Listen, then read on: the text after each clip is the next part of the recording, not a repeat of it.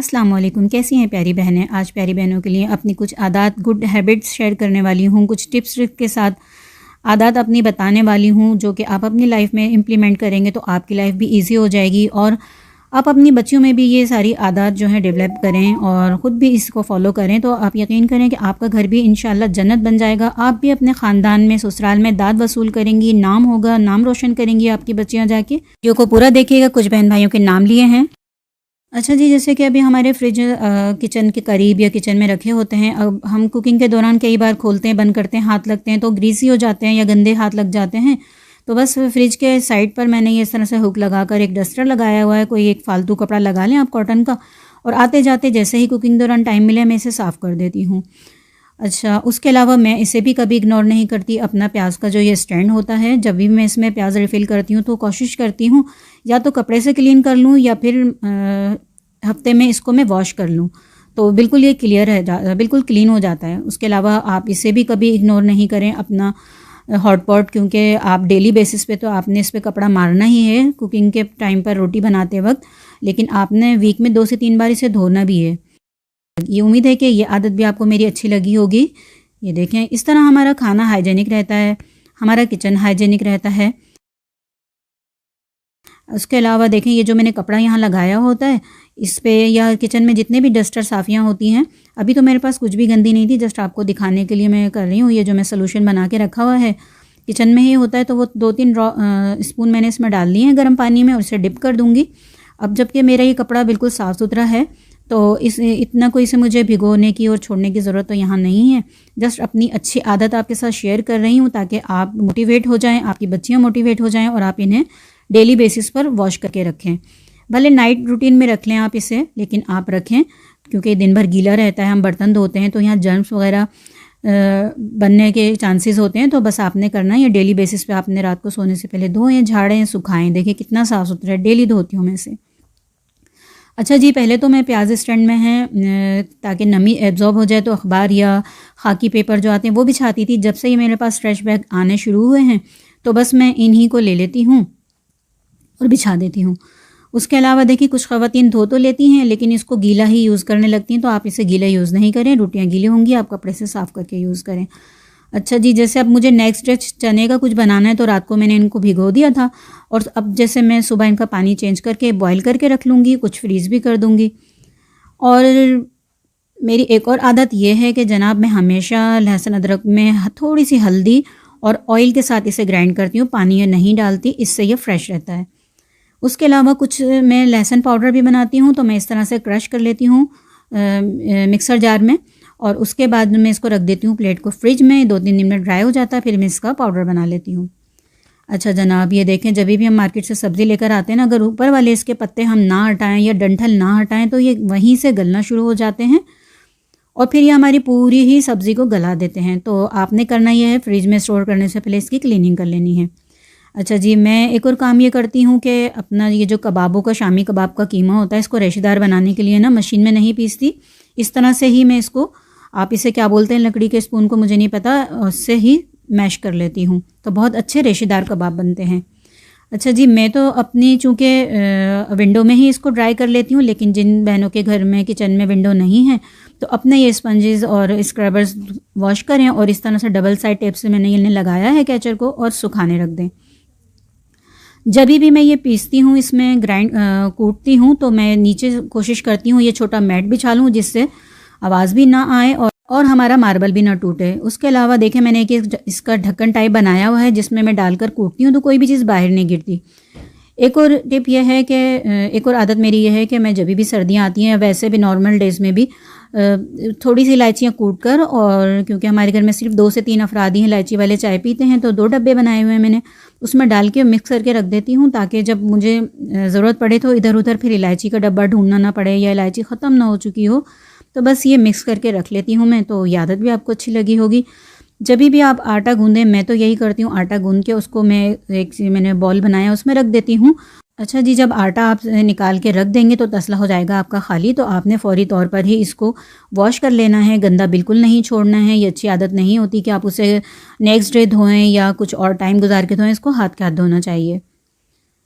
अब रात में या दिन में जब भी आपका कोई लेफ़्ट ओवर आपके किचन में बचा है तो आपने इस तरह से कंटेनर में डाल कर और अपने फ्रिज में रख देना है ताकि ये ज़ाया ना हो। अच्छा, मैं एक और मेरी आदत है कि मैं कीज़ को हमेशा उनकी जगह पर ही रखती हूँ ताकि ये प्रॉपर अपनी जगह पर रहें और टाइम पर मिल जाएं।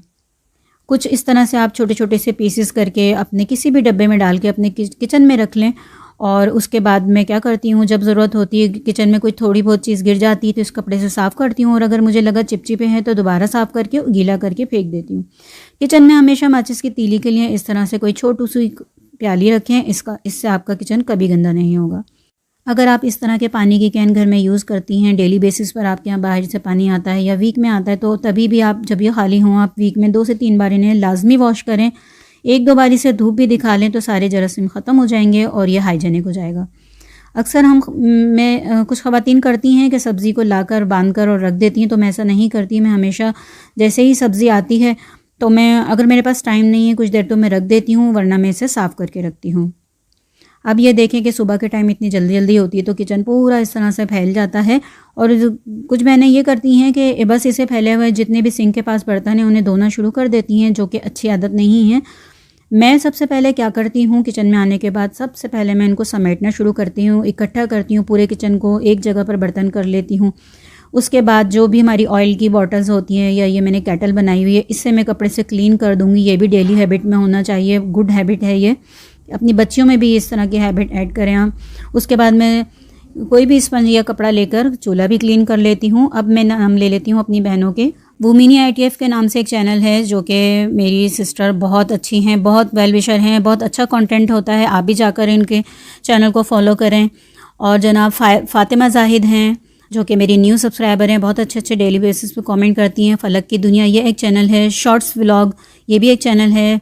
Nabila but from Lahore.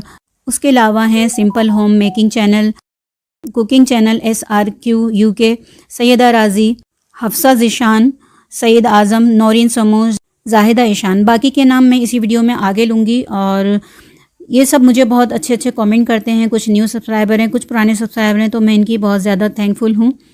अच्छा जी, आपने क्या करना है जनाब, बर्तन तो आपने धो लिए, उसके बाद आपने तवे को भी और चिमटे को भी डेली बेसिस पर ही धोना है। मैं तो डेली ही धोती हूँ क्योंकि ये भी गुड हैबिट है, वरना इस पर इतनी चिकनाई की परतें जम जाती हैं कि बिल्कुल साफ़ नहीं होता। क्योंकि हमने अपने बड़ों से भी यही सीखा है, हमारी नानी दादी अम्मी सब यही करते थे कि डेली ही तवा वॉश करती थी। उसके अलावा अब ये देखें, जिससे मैंने चूल्हा साफ़ किया है, इस रबर को भी मैं डेली ही इस स्पंज को वॉश करके रखती हूँ। इससे तो मेरा ये साबुन भी जो है अच्छे से ड्राई हो जाता है जिस पर मैंने इसको लगाया है, और उसका पानी भी ड्राई होकर इसमें एब्जॉर्ब हो जाता है और ये ख़ुद भी अच्छे से वॉश हो जाता है। ये हैबिट भी आपको अपनी लाइफ में इम्प्लीमेंट करना चाहिए। तो ये देखें कितना ज़बरदस्त है, ये बिल्कुल क्लीन हो गया। तो अब मैं इसे अपनी विंडो पर डाल दूँगी। उसके बाद जनाब एक और हैबिट यह है कि जहाँ जहाँ हम पानी का इस्तेमाल नहीं कर सकते शेल्फ़ के ऊपर, वहाँ हम कपड़े से क्लीन कर देंगे। अब आप देख लें पूरा किचन अच्छे से चमचमा गया है। चाहे सुबह की क्लीनिंग हो चाहे शाम की क्लीनिंग हो, आपने अपने किचन को इसी तरह से नीट एंड क्लीन रखना है। अच्छा जी, बाकी हैं Rana Tahir from Karachi, Jibran Gohar new subscriber हैं, अंबर मलिक ये भी न्यू सब्सक्राइबर हैं, नौरीन सम्मो। तो ये मेरी वो सब्सक्राइबर बहनें हैं जो कि मुझे डेली बेसिस पर बहुत अच्छे अच्छे कमेंट करती हैं। तो बहुत शुक्रिया आप लोगों का। इस तरह से एक मैंने ऑर्गेनाइज़र बनाना सिखाया हुआ है, ये मैंने यहाँ लगाया हुआ है। जब ये नहीं था तो मैं एक डस्टबिन रख लेती थी। तो आपने रात में ये करना है, पूरा दिन का कचरा इसमें जमा करते रहे, रात में उठा के आपने डेली इसको खाली कर देना है और न्यू शॉपर लगा देना है ताकि आपके किचन से बहुत अच्छी सी खुशबू आती रहे। तो उम्मीद है कि आज की मेरी वीडियो पसंद आ रही होगी आपको।